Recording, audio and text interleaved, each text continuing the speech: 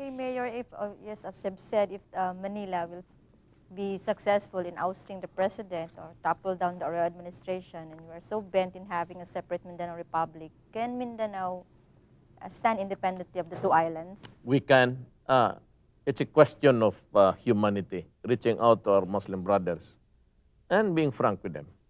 Kasi wag na yung laro-laruin pa natin ng mag-merge-merge. Kasi yung great divide really is the culture and religion.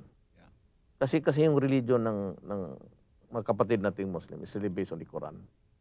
It governs the relation between the individual to his country, to his nation, his relations with his fellow men, with the family, children. It says everything about your existence in this planet. Tayo naman iba yung ano. Kaya natin mga Kristiyanos. We go to schools in Manila. Magkaswerte tayo, maabot tayo doon. Then after that, our parents dream of sending us to the United States, to Europe.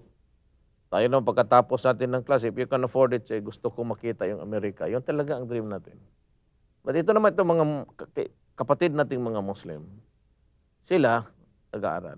And we have been really not so kind to them because we've never provided for their education dito sa governance natin. And Davao okay lang because we understand. We have the largest network of madrasa here in the entire country dito. Sila, after school, they also dream of going to the Middle East.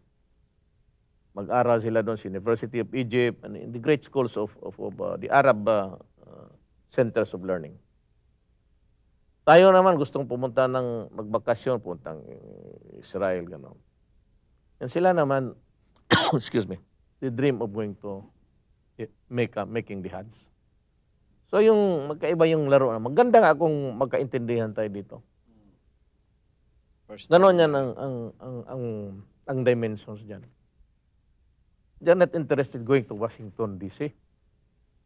They're interested to go to Saudi Arabia, to Libya. Yun ang kultura nila. Walang pakialam dyan.